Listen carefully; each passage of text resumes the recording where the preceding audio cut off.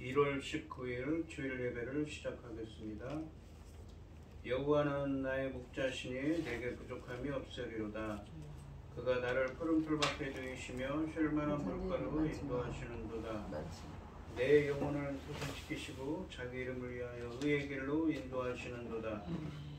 내가 사망의 음침한 골짜기로 다닐지라도 나를 배를 두려워하지 않을 것은 주께서 나와 함께 하심이라.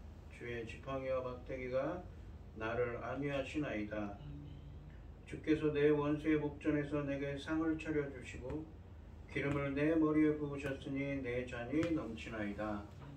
내 평생의 선하심과 인자하심이 반드시 나를 따르리니 내가 여호와의 집에 영원히 살리로다. 아멘. 저희들을 창세전에 택정하시고 여기까지 인도해 주신 주님 감사드립니다. 오늘 예배 가운데 임재하여 주시고 예배가 신령과 진정으로 드려지는 예배가 되게 하여 주시옵소서.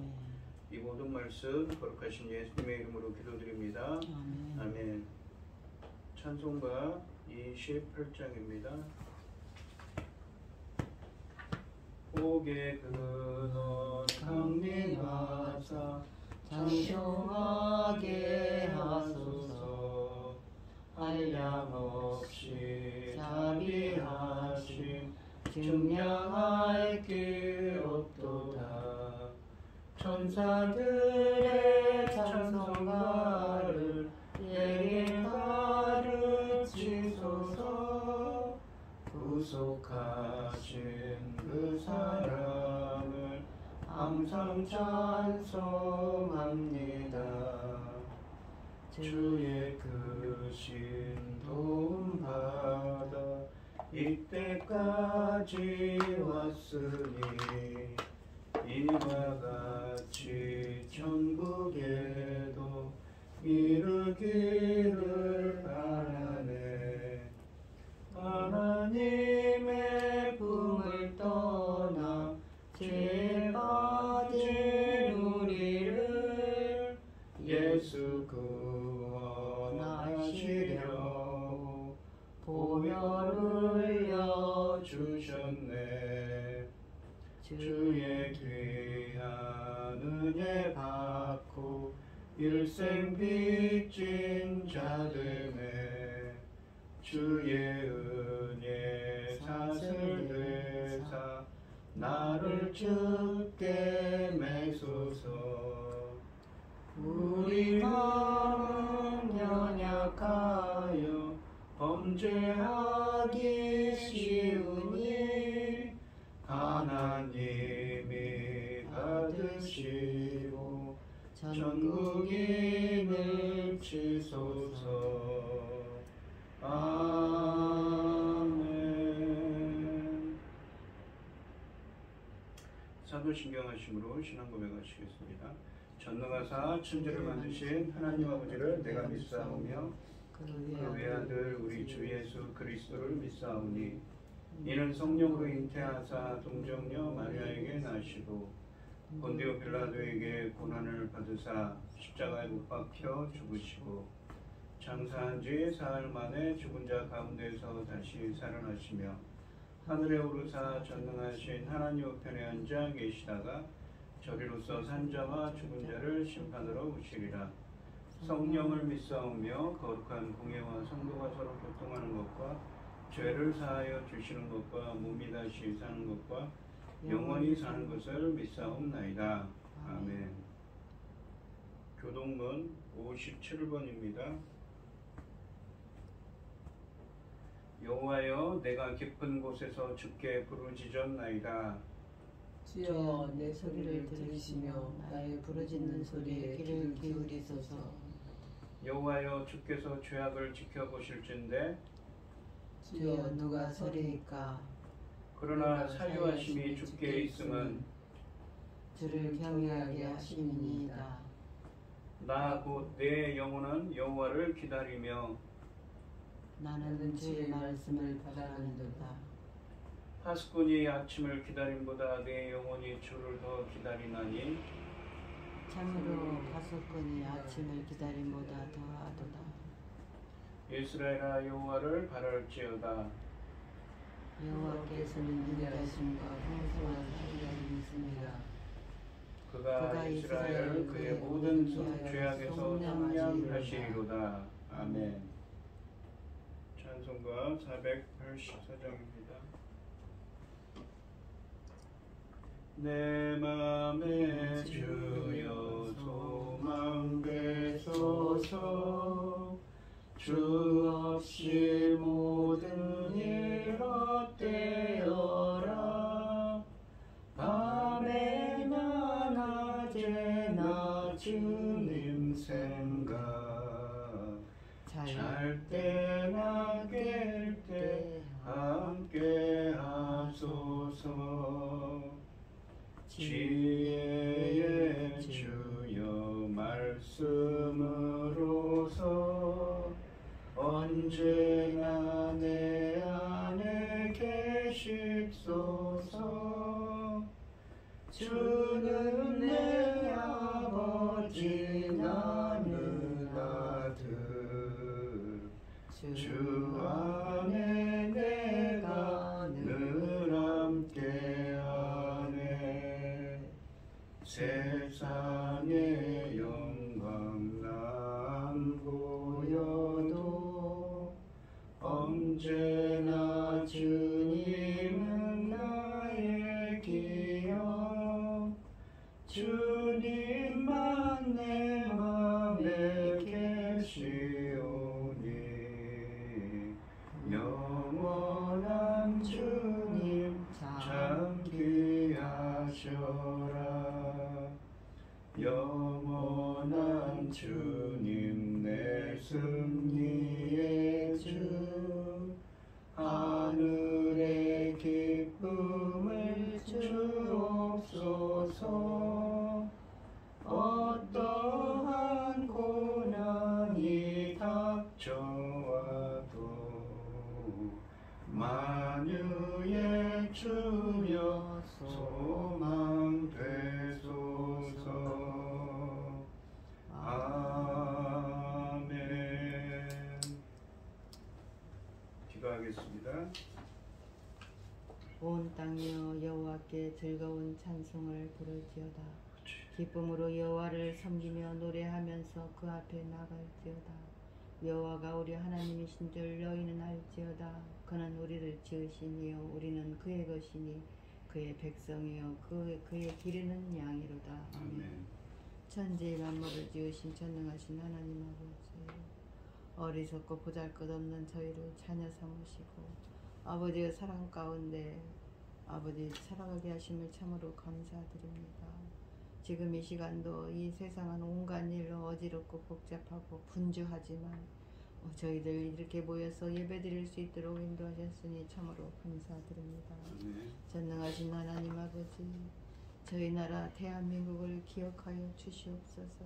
들려오는 소식을 보면 아버지 처처에 아버지 어려운 일들이 많고 아버지 사람들이 많이 생명을 잃어가고 있는 이때에도 전쟁과 아버지 어려운 일들이 그렇게 많은 소식이 들림에도 저희 나라 이만큼 지켜주시고 어려운 일이 있는 것도 아버지께서 이제 한 단계 해결하여 주셔서 이만큼 인도하셨습니다. 아버지 감사합니다. 앞으로도 지켜주시옵소서. 앞으로도 남은 일도 있사오니 잘 지켜주시옵소서. 전능하신 하나님 아버지 하나님께서 세우신 이 나라 아버지 천금 같은 귀한 사명 주신 이 나라 아버지 기뻐하신 뜻대로만 열심히 달려가야 할진데 아버지 안에 들려오는 소식은 아버지께서 기뻐하시지 않을 일들이 너무 많아 죄송스럽습니다. 저희들이 막지 못하였는가요? 아버지 하나님 어찌하여 이런 일들이 일어났는지 하나님 앞에 죄송하여 머리를 들 수가 없을 지경입니다. 아버지께서는 오직 여호와만 바라라 하셨건만은 아버지 하나님 이 나라가 이렇게 어제 구정물 투성이가 되었습니다. 불쌍히 여겨주시고 긍휼을 베풀어 주시옵소서. 아버지 하나님 우리가 앞으로 열심히 주님만을 섬기며 하나님의 말씀 안에 살 길을 노력할 것이오니 불쌍히 여겨주시고 긍휼을 베풀어서 아버지 하나님께서 세우신 천금 같은 귀한 사역 사명 잘 감당하고 아버지 앞에 갈 수 있기를 간절히 소원하옵니다. 열매 거둘 새 시대입니다. 아버지 하나님 당신의 사랑하는 종 열매 맺을 말씀으로 강단에 세우시고 말씀을 넉넉히 준비하고 있사오니 아버지 하나님 이끌어 주시옵소서. 아버지 기뻐하신 대로 이끌어 주시어서 하나님의 기뻐하신 열매들이 넉넉히 나올 수 있기를 간절히 소원하옵고 이 모든 말씀 억만 죄악 가운데에서 우리를 구원하여 주신 예수 그리스도 이름으로 기도드리옵나이다. 아멘. 오늘 함께 하실 말씀은 마태복음 8장 18절로 22절 말씀입니다. 마태복음 8장 18절부터 22절까지 말씀입니다. 교독을 하겠습니다. 제가 먼저 읽겠습니다. 예수께서 무리가 자기를 에워싸는 것을 보시고 건너편으로 가기를 명하시니라. 한 서기관이 나와 예수께 아뢰되 선생님이여 어디로 가시든지 저는 따르리이다. 예수께서 이르시되 여우도 굴이 있고 공중의 새도 거처가 있으되 인자는 머리 둘 곳이 없다 하시더라. 제자 중 또 한 사람이 이르되 주여 내가 먼저 가서 내 아버지를 장사하게 허락하옵소서. 예수께서 이르시되 죽은 자들이 그들의 죽은 자들을 장사하게 하고 너는 나를 따르라 하시니라. 아멘. 아멘. 찬송가 449장입니다. 예수 따라가며 복음 순종하며 우리 행할 길 많아겠네. 주를 의지하며 순종하는 자를 주가 늘 함께 하시리라. 의지하고 순종하는 길은 예수 안에 즐겁고 복된 길이로다. 해를 당하거나 우리 고생할 때 주가 위로해 주시겠네. 주를 의지하며 순종하는 자를 주가 안위해 주시리라. 의지하고 순종하는 길은 예수 안에 즐겁고 복된 길이로다. 남의 짐을 지고 슬픔 위로하면 주가 상급을 주시겠네. 주를 의지하며 순종하는 자를 항상 복 내려 주시리라. 의지하고 순종하는 길은 예수 안에 즐겁고 복된 길이로다. 우리 받은 것을 주께 다 드리면 우리 기쁨이 넘치겠네. 주를 의지하며 순종하는 자를 은혜 풍성케 하시리라. 의지하고 순종하는 길은 예수 안에 즐겁고 복된 길이로다. 주를 힘입어서 말씀 잘 배우고 주를 모시고 살아가세. 주를 의지하며 항상 순종하면 주가 사랑해 주시리라. 의지하고 순종하는 길은 예수 안에 즐겁고 복된 길이로다.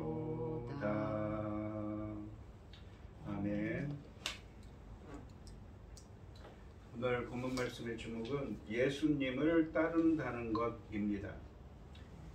이 마태복음 8장에 보시면 1절부터 17절까지의 말씀해 보시면 세 가지의 예수님의 치유 사역이 나옵니다. 이 치유 사역들을 보고 따르는 무리들과 제자들에게 이 예수님을 따르는 제자가 마땅히 행해야 할 길을 제시하고 계십니다. 그러니까 많은 사람들이 따르고 있었지요. 그런데 이 오늘 본문 말씀은 18절부터 22절 다음에는 23절부터 27절까지 말씀이 나옵니다. 거기서는 또 무슨 일이 있습니까?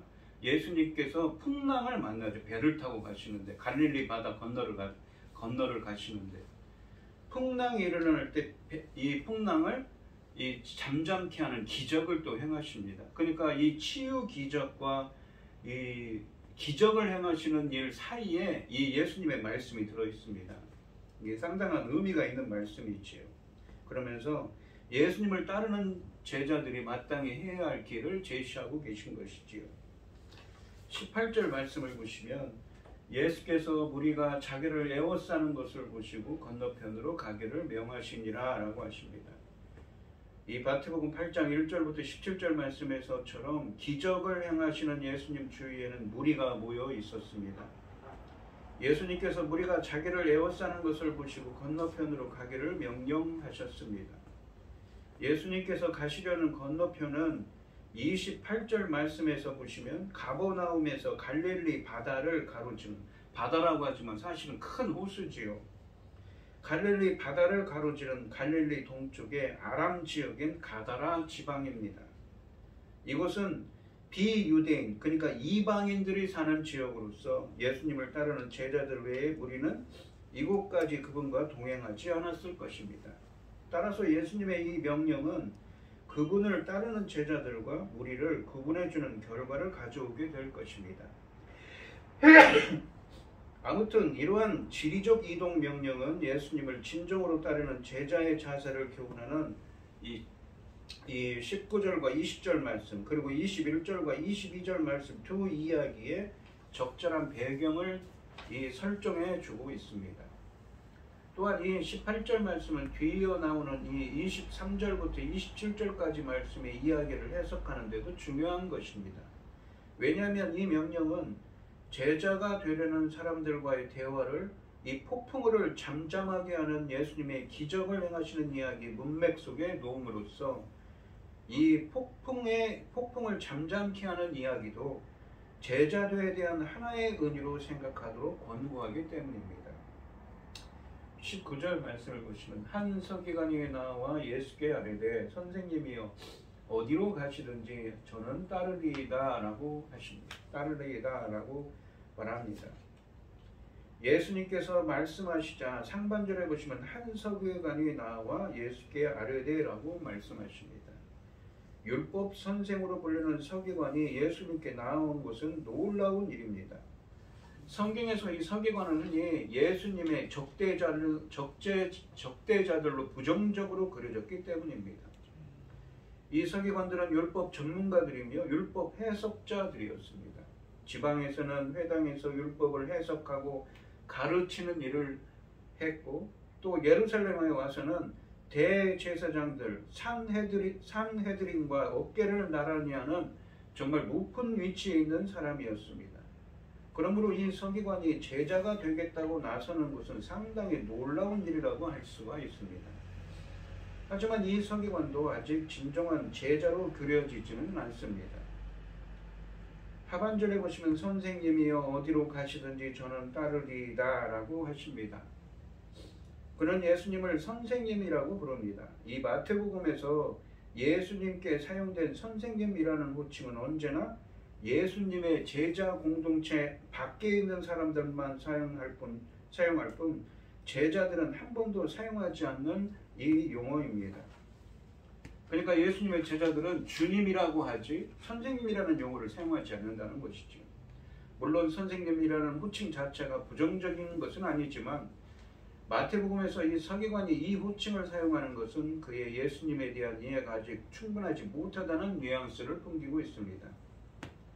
아마도 그는 예수님을 당시 많은 랍비들 중 한 사람 정도로 이해한 듯하고 예수님을 통해 율법에 대한 자신의 종교적인 학문적인 관심을 채우려고 한 것으로 보여집니다. 서기관은 예수님께 선생님이여 어디로 가시든지 저는 따르리이다 라고 말합니다. 이것은 서기관의 굳은 결심을 보여줍니다. 그는 바다 건너편이라도 갈 기세입니다. 그는 율법을 연구하는 사람으로서 율법을 좀 더 자세히 알기 위해 예수님을 따르고자 했습니다. 그런데 그의 이러한 요청에 대해 이 10절 말씀에서 예수님의 다소 부정적인 답변으로 미뤄볼 때 그의 요청에도 무엇인가 문제가 있는 것 같습니다.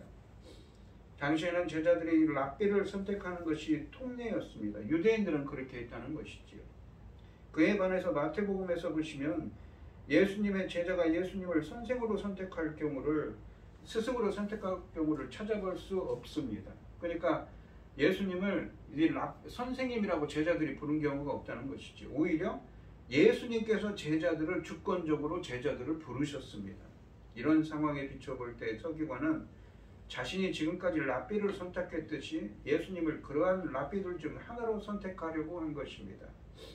그럴 경우 서기관은 자신이 원하는 만큼만 예수님을 따라다니며 자신이 기대한 바를 충족시키려고 한 것이라고 볼 수가 있습니다. 따라서 예수님께 대한 그의 관심은 자기 부정적이라기보다는 자기 충족적입니다. 자기 부정적이라는 것은 나 자신의 이익 같은 것을 부정하고 이타적으로 다른 사람들을 위해서 헌신한다는 것이죠. 희생적이라는 것입니다. 그렇다기보다는 자기 자신만을 위한 이기적인 것이었다는 것이지요. 그는 예수님의 제자가 된다는 것의 의미를 모르고 있습니다. 여기 보시면 따르리다로 번역된 헬라어 동사 아콜로데오는 예수님을 따르는 길, 제자도라는 주제에 속한 핵심적인 어휘입니다. 예수님을 따르는 제자의 길이란 단순히 스승을 따르거나 스승과 생활을 함께하면서 그의 말을 듣고 배우는 것, 이 삶인 근원적이고 또한 전체적인 삶의 양식을 의미하는 것입니다.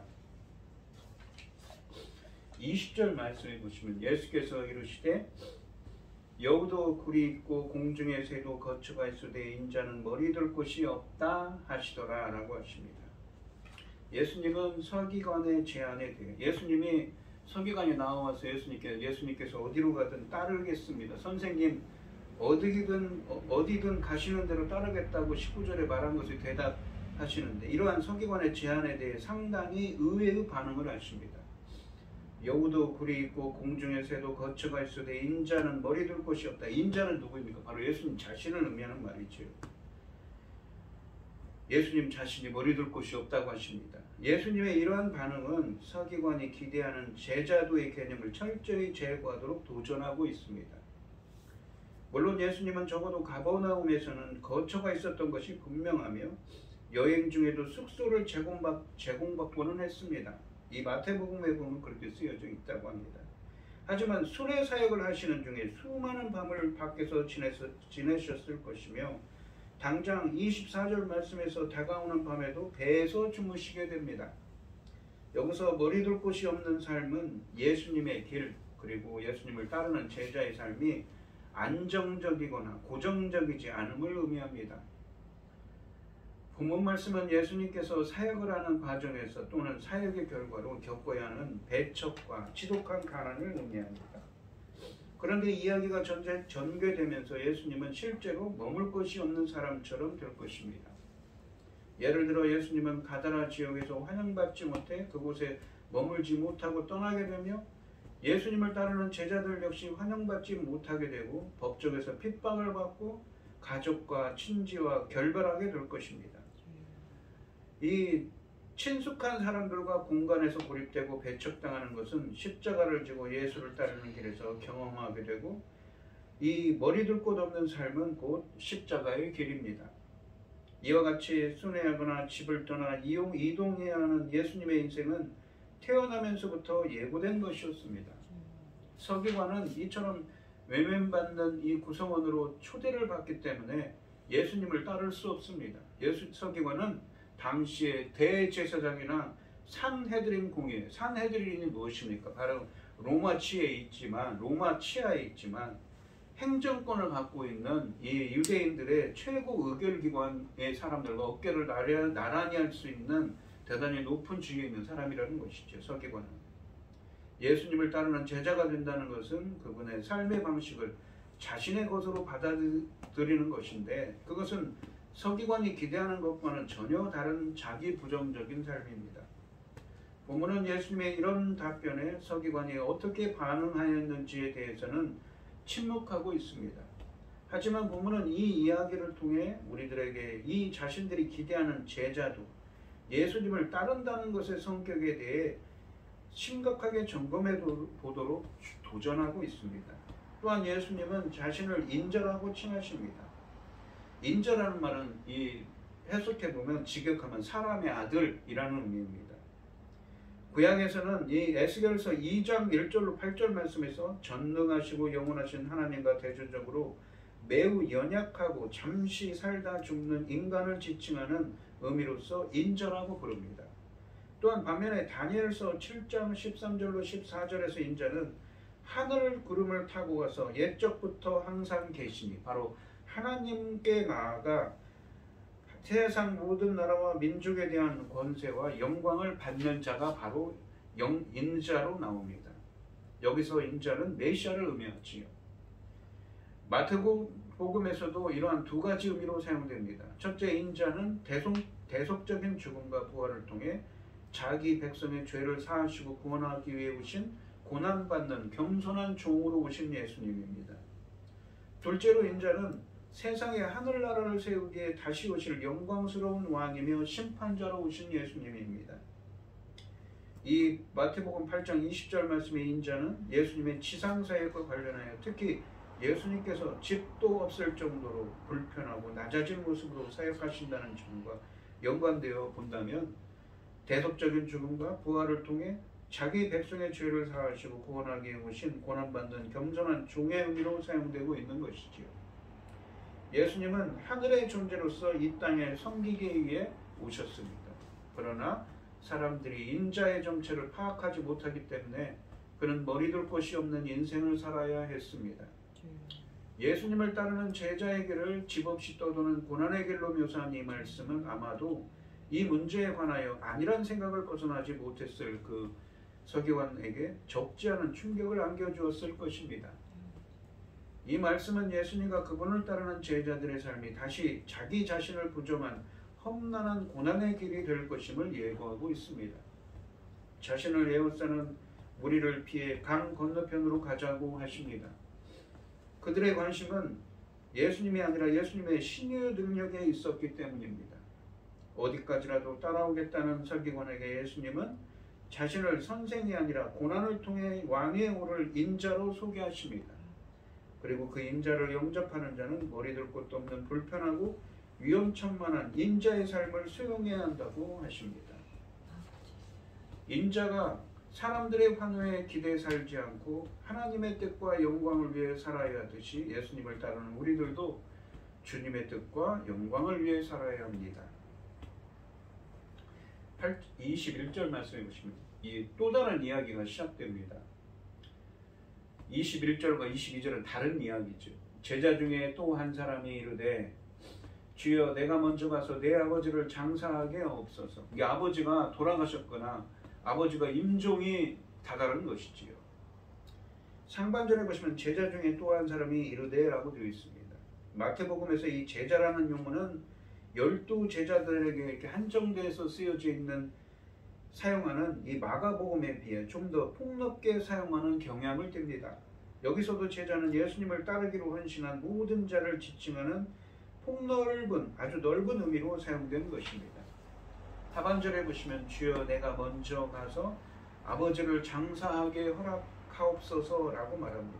이 제자는 아버지의 장례, 아버지를 매장하는 것, 이 장례와 관련하여 지극히 자연스러운 요청을 하고 있습니다. 그가 예수님을 주님이라고 부른 점은 예수님에 대한 그의 이해가 앞에 있는 19절과 20절에 나오는 이 서기관이 선생이라고 부르는 것보다는 한결 나은 이해죠. 이해보다 예수님에 대해서 더 나은 인식을 가지고 있음을 알 수가 있습니다. 부모님을 공경하는 것은 유대 사회에서 중요한 덕목입니다. 이 10계명에도 제4계명으로 10계명에도 되어 있지요. 이 사람의 요구는 합당하게 보입니다. 게다가 부모를 매장하는 일은 이 제사장의 임무보다 우선한다는 점에 비추어 볼 때 그의 요청은 지극히 당연해 보입니다. 사실 시신 매장은 대개 당사자가 죽은 후에 그를 위한 통곡과 더불어 곧바로 이루어졌는데, 그렇다면 그 제자는 아버지의 장례를 위해 그리 많은 시간을 요청하지 않았을 것입니다. 또한 먼저라는 부사가 쓰여있는 먼저라는 부사는 그가 아버지를 매장한 후에 예수님을 곧 따라갈 것임을 시사하고 있습니다. 하지만 이 사람 역시 전적으로 헌신한 사람이 아니었습니다. 이 두 번째 사람은 아버지의 장례가 예수님을 따르는 일보다 우선권을 가진다고 주장하고 있습니다. 왜냐하면 예수님은 지금 배를 타고 갈릴리 바다를 건너가려고 하시거든요.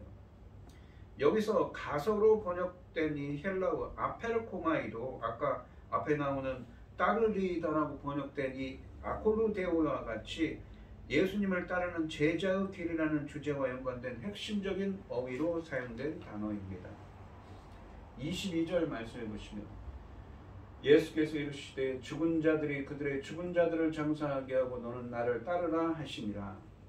먼저 아버지께 장사 지내고 예수님을 따르겠다고 한 제자가 그렇게 얘기하니까 예수님께서 너는 먼저 죽은 자들이 죽은 자들을 장사하게 하고 너는 나를 따르라 라고 하십니다.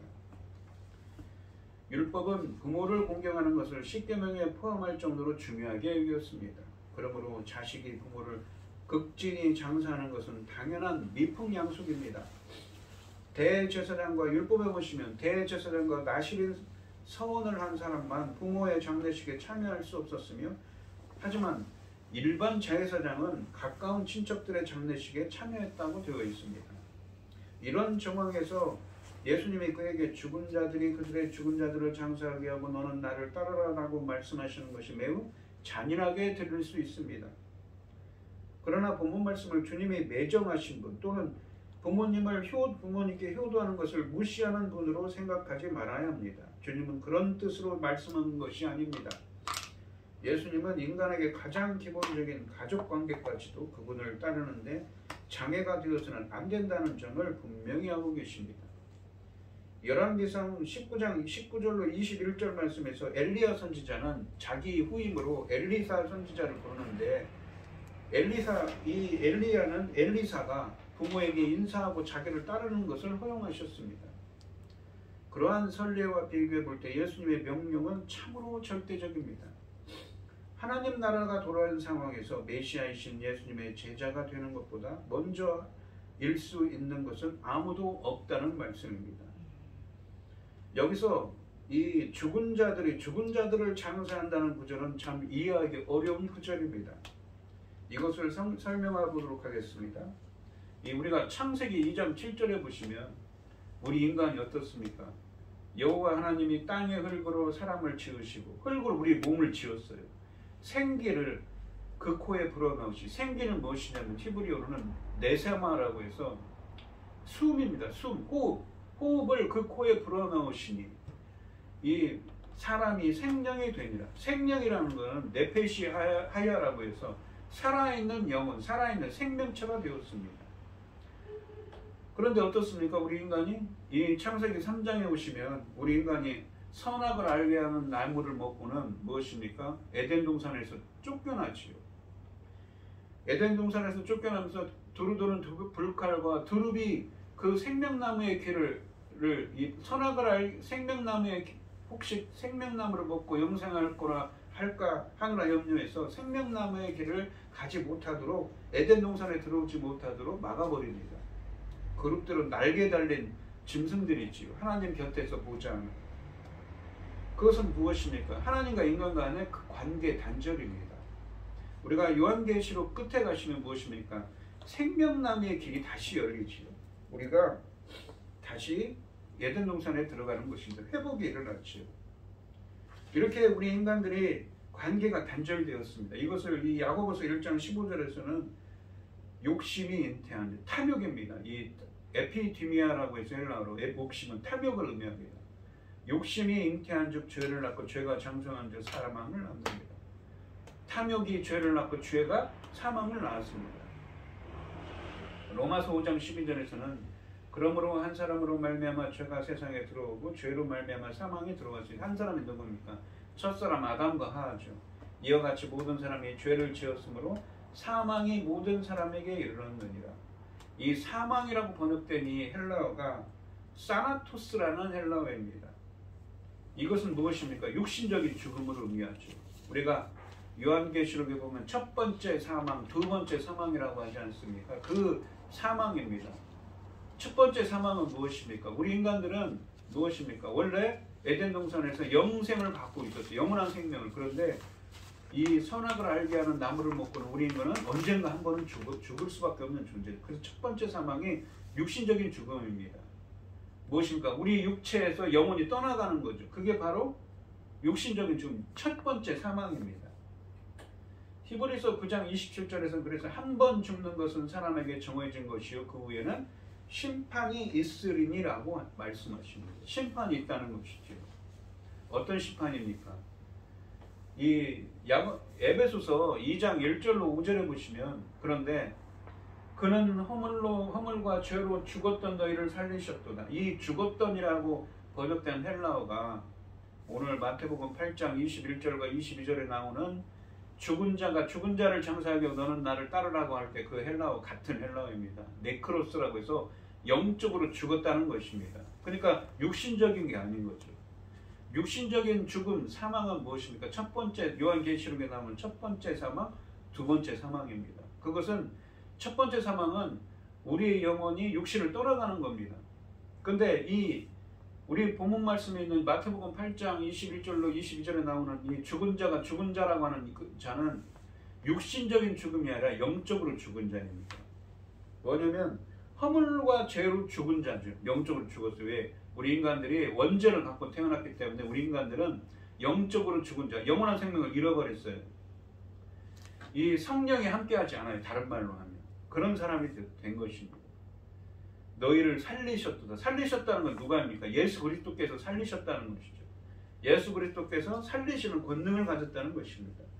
살리셨다는 것은 구원을, 다른 말로 구원해 주셨다는 말입니다.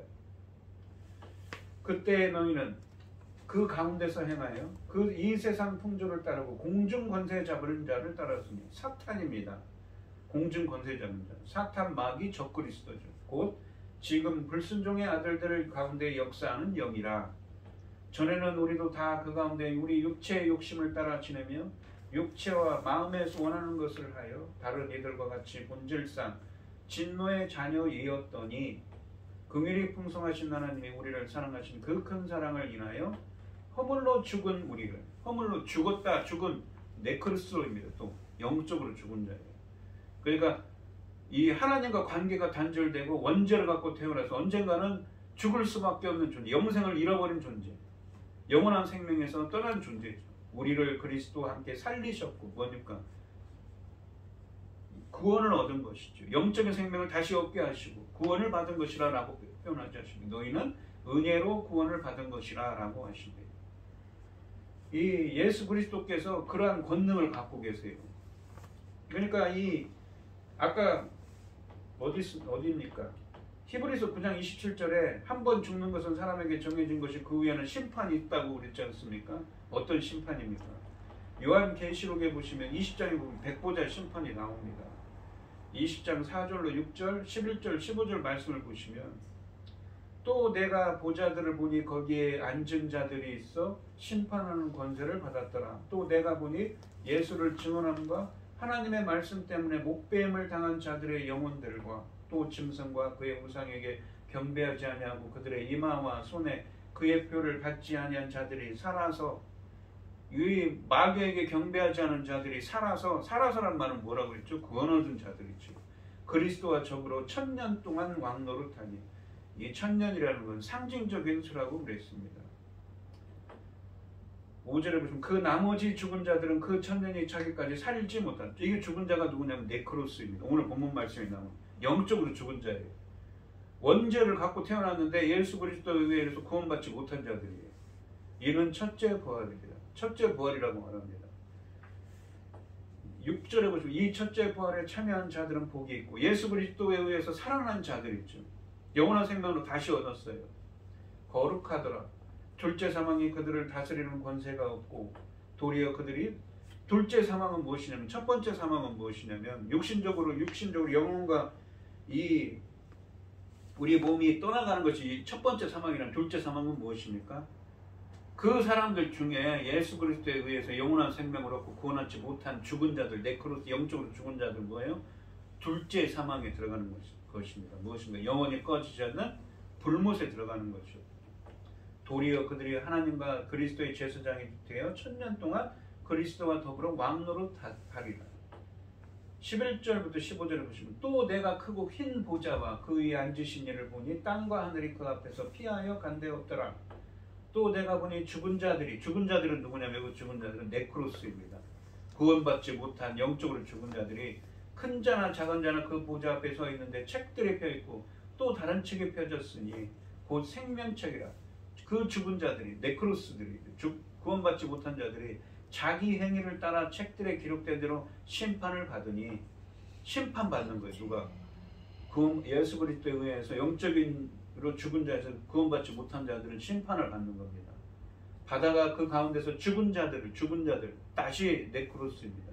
구원받지 못한 자들을 내주고 또 사망과 음부도 그 가운데서 죽은 자들을 내주며 네크로스입니다. 계속 영적으로 죽은 자들이죠. 각 사람이 자기 행위대로 심판을 받고 사망과 음부도 불못에 던져지니 이것은 둘째 사망 곧 불못이라.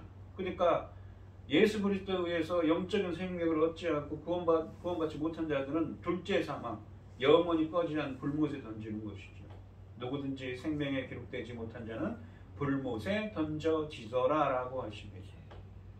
그러니까 이 예수님께서 말씀하신 이 8장 22절에서 마태복음 예수께서 이르시되 죽은 자들이 그들의 죽은 자들을 장사하게 하고 너는 나를 따르라 라고 하시는데 이 여기서 나오는 죽은 자들은 누굽니까?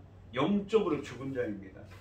그러니까 영적으로 죽은 자들이 그들의 영적으로 죽은 자를 장사하게 하고 너는 나를 따르라 라고 하십니다. 근데 앞에 있는 영적으로 죽었지만 앞에 있는 죽은 자들은 영적으로 죽었죠. 육신적으로 살아있죠. 그리고 무엇입니까? 이 뒤에 죽은 자는 무엇인가? 영적으로 죽어 있는데 육신적으로도 죽은 자입니다. 그렇게 해석될 수가 있는 거죠. 이 하나의 예를 들어보시면 마태복음 23장 27절에 예수님께서 외식하는 서기관과 바리새인들에 대해서 화 있을진지어 라고 말합니다. 화 있을진저 외식하는 서기관과 바리새인들이 외식한다는 건 겉으로만 그럴싸하다는 것이죠. 그들의 속은 더럽다는 것입니다. 회칠한 무덤 같으니라고 합니다. 무덤인데 실상은 무덤인데 회칠했어요. 회칠한다는 건 여러분들이 생각하면 쉽게 얘기하면 페인트 칠을 했어요. 그래서 그럴듯하게 꾸미는 거예요. 겉으로는 아름답게 보이나 그 속에는 죽은 사람의 뼈와 모든 더러운 것이 가득합니다. 이 죽은 사람이 무엇인가? 네크로스입니다. 영적으로 죽은 자예요. 그러니까 바리새인과 서기관들 그 겉으로는 산 사람 같아요. 근데 실상은 뭐예요?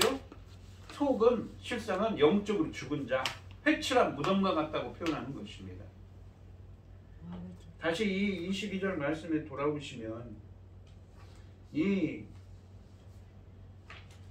예수님은 부모를 섬기는 일을 부정하는 것이 아닙니다. 이 15장 1절로 9절까지 말씀에서 예수님은 부모를 섬기는 일을 부정하지 않으십니다. 다만 예수님은 자신을 따르는 일의 절대적인 중요성과 최우선성을 강조하셨습니다. 예수님을 따르는 제자는 주님을 따르는 일을 세상의 그 어떤 일보다 중요하게 여겨야 합니다. 부모를 공경하는 일은 사람이 가장 중요하게 생각해야 하는 일이지만 그것마저도 예수님을 따르는 일에 우선할 수 없다는 의미입니다. 아버지이지만 육신적으로 죽어 있으며 구원하지 못한 영적으로 죽은 자를 장사 지내는 것은 영적으로 죽은 자를 살리는 권능을 가지고 계신 예수님을 따르는 제자가 되는 것보다 우선순위가 아니라는 말씀입니다. 그러니까 예수님이 누구신가? 바로 구속주로서 영적으로 죽은 자에게 성령세를 베풀어서 무엇입니까? 구원할 수 있는 살아나게 하는 능력을 갖고 계시거든요. 그래서 예수님이 구세주인 것입니다. 그 예수님을 따르는 것보다 우선되는 일은 없다는 것입니다. 주님의 사역은 생명의 사역입니다. 그리스도의 사역은 생명에 관계된 일로 땅의 그 어떤 일도 그리스도를 따르는 것보다 중요한 일은 없습니다. 이 오늘 본문 말씀을 보시면 이 1절부터 17절까지 세 가지 기적 이야기에 이어서 본문은 제자도에 관한 도전적인 이야기들을 제시함으로써 예수님의 치유 기적들의 궁극적인 목표가 그분을 따르려는 사람들이 진정한 제자가 되도록 하는 데 있음을 시사하고 있습니다. 참된 제자가 되기 위해서는 예수님의 기적들에 대해 열렬히 환호하는 것만으로는 부족합니다. 제자의 길에는 자기 자신을 부인하는 일과 진실된 섬김, 그리고 고난과 박해, 그리고 심지어 죽음까지도 포함됩니다. 본문에서는 또한 예수님을 따름으로써 가족관계에 미칠 수 있는 영향이 언급되어 있습니다. 구원받지 못한 영적으로 죽은 자인 부친을 장사 지내는 것은 영적으로 죽은 자를 살리는 권능을 가지고 계신 예수님을 따르는 제자가 되는 것보다 우선순위가 아니라고 말씀하십니다. 온갖 이해관계가 서려있는 이 세상에서 이렇게 사는 것은 쉽지 않을 것입니다. 결국 제자도는 이 땅에서 이방인처럼 혹은 나그네처럼 살겠다고 결단하고 자기를 부인하고 생명의 주님을 따르는 사람들만이 추구할 수 있는 삶인 것입니다. 오늘 이 시간 우리 성도님들도 예수님의 말씀처럼 자기를 부인하며 헌신하고 생명의 주님을 따르는 예수님의 제자가 되시기를 축원드립니다. 기도하겠습니다. 오늘 본문 말씀을 통하여 예수님께서는 참된 예수님을 따르는 자는 바로 자기 부인적인 삶, 이 세상의 분기 영화를 따르는 사람이 아니라 온갖 고난과 질시를 통하더라도 주님 말씀 따라서 사는 나그네와 같은 삶임을 말씀하고 있습니다. 또한 생명의 주님이신 예수님을 따라야 되는 삶이 바로 예수님의 제자가 행해야 할 일이라고 말씀하십니다. 저희들도 생명의 주님과 동행하는 삶, 주님이 가셨던 길을 본받아서 겸손히 섬기고 헌신할 수 있는 저희들이 되게 하여 주시옵소서. 이 모든 말씀 거룩하신 예수님의 이름으로 기도드리옵나이다. 아멘. 찬송가 539장을 하시고 축도하심으로 오늘 예배를 마치겠습니다. 너 예수께 조용히 나가 내 모든 짐 내려놓고 주 십자가 사랑을 믿어 죄사함을 너 받으라. 주 예수께 조용히 나가 내 마음을 쏟아놓으라. 능히 보시는 주님 그 은혜를 베푸시리. 주 예수의 은혜를 입어 내 슬픔이 없어지리. 내 이웃을 사랑하여 너 받은 것 거저주라. 주 예수께 조용히 나가 내 마음을 쏟아놓으라. 늘 미리 보시는 주님 그 은혜를 베푸시리. 주 예수를 친구로 삼아 내 옆에 모시어라. 그 영원한 생명 샘물에 내 마른 목 죽이어라. 주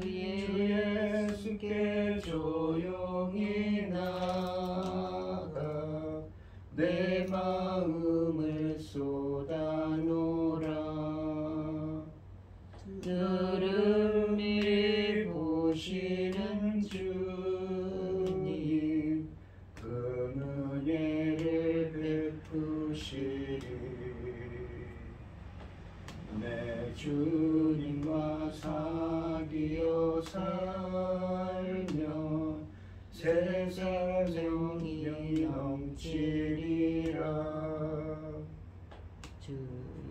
예수를 찾는 이 앞에 참 밝은 빛 비추어라.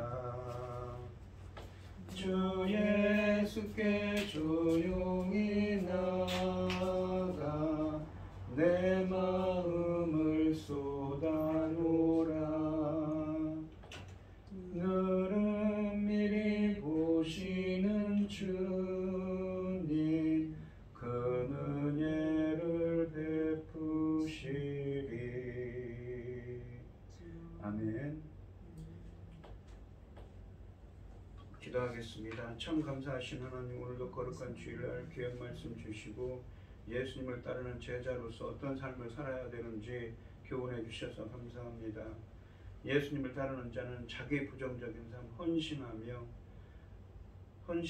남을 위해서 이타적으로 헌신하는 삶을 살아야 됩니다. 예수님처럼 고난받는 삶이 되어야 합니다.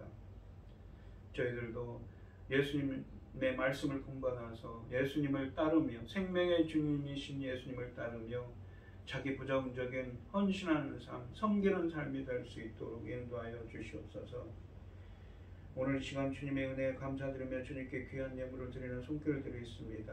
드려지는 손길마다 기억해 주시고 이 간과 기도에 귀 기울여 주시고 응답하여 주셔서 주님의 기뻐하시는 뜻을 행할 수 있도록 인도하여 주시옵소서. 오늘 특별히 김혜순 권사님, 최병영 집사님 주님께 귀한 예물을 드립니다.